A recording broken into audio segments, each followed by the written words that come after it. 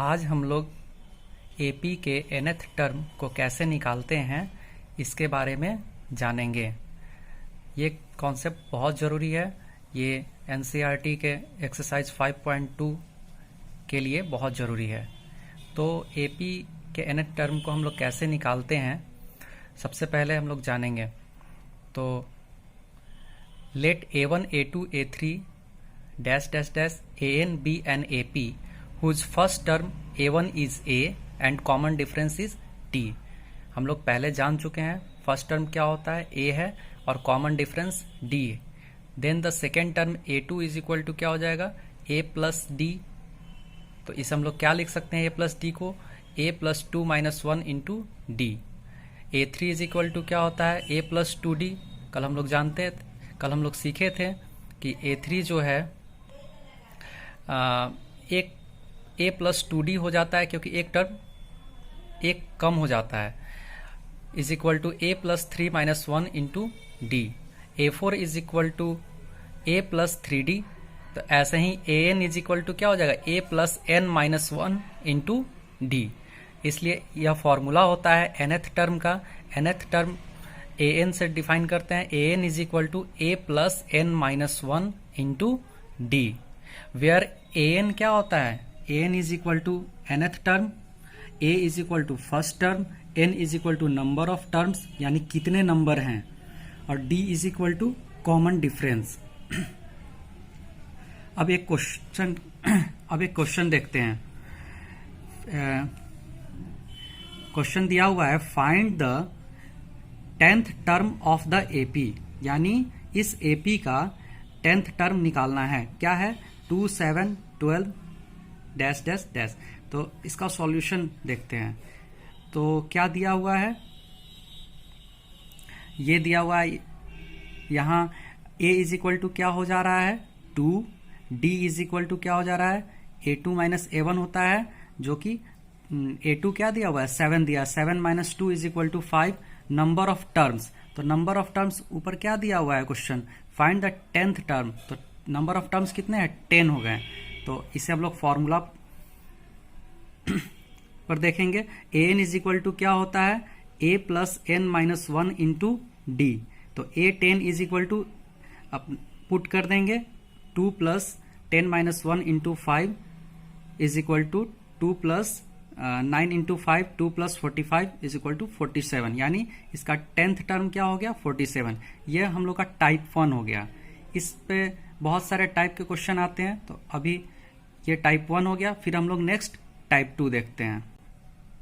देखिए टाइप 1 के क्वेश्चन में वो आपको टर्म पूछेगा कि 10th टर्म निकालिए, 12th टर्म निकालिए। तो जहाँ जहाँ n रहेगा वहाँ वहाँ जो भी पूछेगा 10 12 जो भी पूछेगा उसे हम लोग पुट कर देंगे। ये हमारा टाइप 1 हो गया। और टाइप 2 में हम लोग देखेंगे, इसमें ये पूछेगा कि किसी भी एपी में आप ये बताइए कि क्या यह नंबर इस एपी का है या नहीं है। तो इस तरह का क्वेश्चन टाइप 2 में आता है। जैसे एक एग्जाम्पल हम देख रहे हैं, which term of the AP 21 18 15 dash dash is minus 81। इसमें पूछ रहा है कि क्या कोई टर्म एपी का इस एपी में माइनस 81 होगा। अगर होगा तो इसे आप निकालिए। और फिर एक और क्वेश्चन इसमें दिया है, also is any term zero, क्या इस एपी में कोई टर्म जीरो होगा, यानी टर्म पूछा जाता है कि क्या इस एपी में कोई टर्म 81 होगा, जीरो होगा, कुछ भी पूछा जा सकता है। तो इसका सॉल्यूशन कैसे होगा, तो जो गिवन एपी जो दिया हुआ है उसे हम लोग लिख लेंगे। तो हम लिख चुके हैं 21 18 15 डैश डैश। तो यहाँ A क्या हो गया, A 21 हो गया। D इज इक्वल टू क्या हो गया, A2 माइनस A1, यानी 18 माइनस 21 ऊपर दिया हुआ है। तो क्या हो गया, D का वैल्यू -3 निकल गया। तो फॉर्मूला क्या होता है, AN is equal to A plus N minus 1 into D। तो यहाँ AN जो है, ये जो 81 है उसे हम लोग AN मानते हैं। तो AN का value -81 is equal to 21 plus N minus 1 into -3। इसे हम लोग पुट किए हैं तो कैलकुलेट करेंगे तो क्या आ जाएगा, -81 is equal to 21 -3n plus 3। फिर इसे देखेंगे तो क्या हो जाएगा, और -81 इज इक्वल टू 24 -3n, तो इसे हम लोग कैलकुलेट करेंगे तो n का वैल्यू क्या आ गया, 35। देखिए अगर ये कैलकुलेट करके होल नंबर आ गया तो यह उसका टर्म होगा, लेकिन अगर फ्रैक्शन में आ जाता है, किसी भी तरह यह फ्रैक्शन में आ जाता है तो वो उसका टर्म नहीं होगा। किसी भी इस क्वेश्चन में तो आ चुका होल नंबर में, इसलिए यह टर्म होगा। अगर अदरवाइज कहीं पर भी ऐसा नंबर कोई दे देता है जहाँ की वो कट नहीं पाता है, फ्रैक्शन में आ जाता है, तो वो टर्म नहीं होगा, कभी भी फ्रैक्शन में नहीं होगा। तो therefore the 35 term of the given AP is -81, यानी n का वैल्यू क्या हो गया, 35 हो गया। नेक्स्ट एक और क्वेश्चन इसमें पूछा हुआ है कि क्या 0 इसका कोई टर्म होगा, तो we want to know if there is n for an is equal to 0। तो an इज इक्वल टू, फिर फॉर्मूला लिख देंगे a plus n minus 1 into D. तो an का वैल्यू यहाँ क्या हो गया, 0 हो गया, is equal to 21 plus n minus 1 into -3। इसे कैलकुलेट करेंगे तो n इज इक्वल टू 8 आ जाएगा। सो द 8 टर्म इज 0, यानी इसका 8वां टर्म जो है, 8 टर्म जो है वो 0 हो जा रहा है। अब हम लोग टाइप 3 के क्वेश्चंस को देखेंगे। क्या है टाइप 3 में, determine the AP whose third term is 5 and 7th term is 9। AP को निकालना है जिसका थर्ड टर्म जो है 5 है एंड 7th टर्म जो है 9 है। तो कैसे निकालेंगे हम, तो गिवन दिया हुआ है a3 इज इक्वल टू 5 दिया हुआ है, तो a3 इज इक्वल टू 5 जब दिया हुआ है क्वेश्चन में, a3 इज इक्वल टू 5 दिया हुआ है, a3 का मतलब क्या होता है, a plus 2d, a plus 2d is equal to क्या हो जाएगा 5, एंड a7 का वैल्यू क्या दिया हुआ है, 9 दिया हुआ है। तो a7 मतलब a plus 6d is equal to 9, तो a plus 2d is equal to 5, a plus 6d is equal to 9। तो इसे हम लोग कैलकुलेट करेंगे। ये कैलकुलेशन चैप्टर 3 में हम लोग सीखे हैं कैसे कैलकुलेट किया जाता है। तो ये कौन सा मेथड है, एलिमिनेशन मेथड से हम लोग कैलकुलेट कर रहे हैं। तो a plus 2d is equal to 5, a plus 6d is equal to 9, subtract किए तो क्या हो जाएगा, d का वैल्यू 1 आ जाएगा। अब d का वैल्यू हम लोग इक्वेशन 1 में डालेंगे तो हम लोग a का वैल्यू निकाल देंगे। तो a इज इक्वल टू यहाँ क्या हो जा रहा है, 3 हो जा रहा है।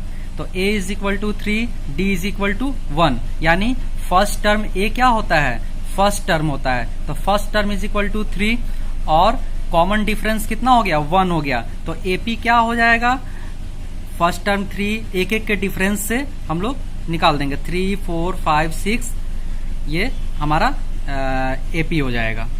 ये हमारा टाइप 3 हो गया। अब नेक्स्ट टाइप देखते हैं।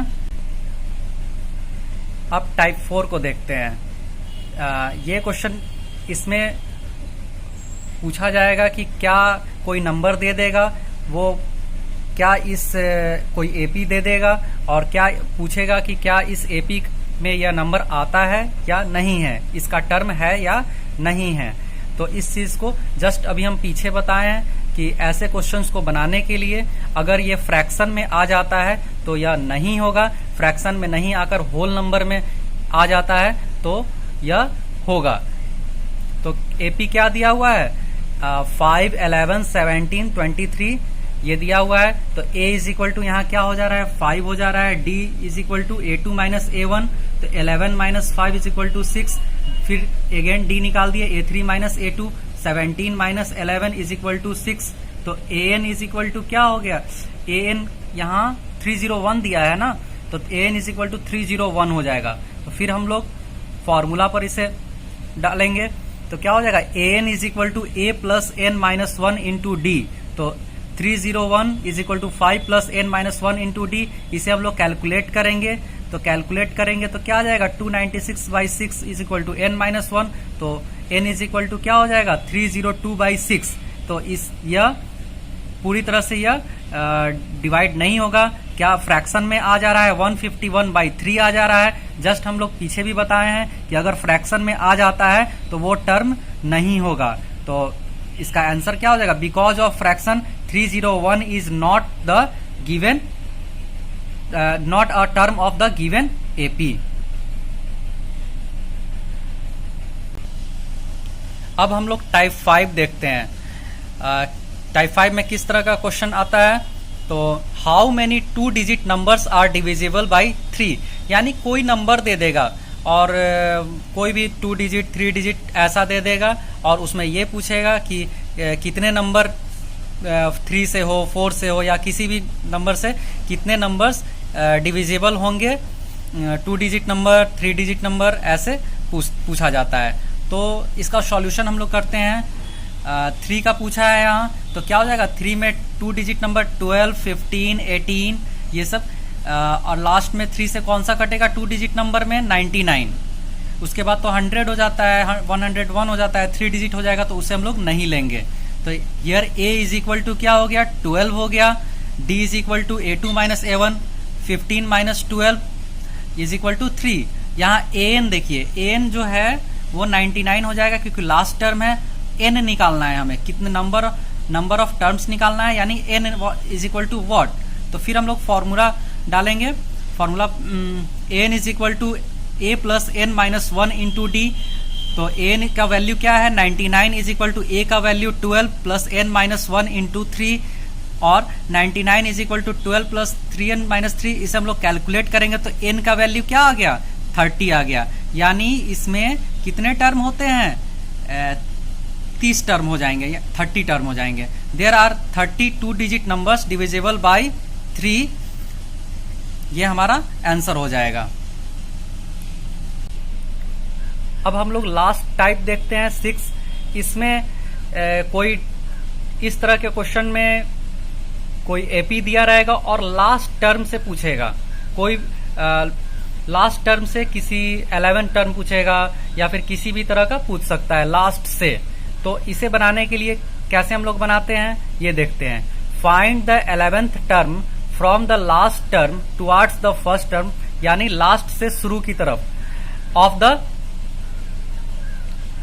AP 10, 7, 4 dash dash dash minus 62। तो इसका सॉल्यूशन कैसे करते हैं ये थोड़ा आप लोग ध्यान दीजिएगा। तो सॉल्यूशन इसका कैसे है, तो द गिवन एपी इज, जो एपी दिया हुआ है उसे हम लोग लिख देते हैं 10, 7, 4 डैश डैश डैश माइनस 62। तो लास्ट टर्म यहाँ क्या है, माइनस 62, एल से डिनोट किए हैं। डी इज इक्वल टू क्या हो जाएगा, a2 माइनस a1, तो 7 minus 10 is equal to minus 3 हो जाएगा। Since the nth term before the last term is given by, ये फॉर्मूला होता है, अगर लास्ट टर्म से पूछा जा रहा है तो इसका फॉर्मूला ये होता है l minus n minus 1 into D. ये आप लोग याद कर लीजिएगा, l minus n minus 1 into D. We have 11th term from the last term. Formula क्या हो जाएगा, 11 टर्म पूछा है इसलिए हम लोग 11 टर्म लिख दिए हैं, l minus n minus 1 into D. तो l क्या है, l is equal to minus 62 minus n क्या है, n यहाँ 11th टर्म पूछा है तो 11 माइनस 1 इंटू माइनस 3 हो जाएगा। इसे हम लोग कैलकुलेट करेंगे तो माइनस 32 हो जाएगा, यानी लास्ट टर्म से 11 टर्म क्या हो जाएगा, माइनस 32 हो जाएगा।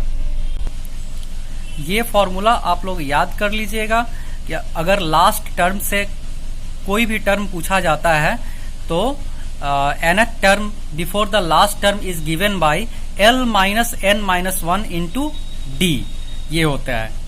इसे आप लोग अच्छे से याद कर लीजिएगा। अब मैं उम्मीद करता हूं कि एनसीईआरटी के एक्सरसाइज 5.2 में आप लोगों को कोई दिक्कत नहीं होनी चाहिए। ये आज मैंने सिर्फ कॉन्सेप्ट दिया है और उसके एक्सरसाइज का सॉल्यूशन मैं नेक्स्ट वीडियो में बनाऊंगा।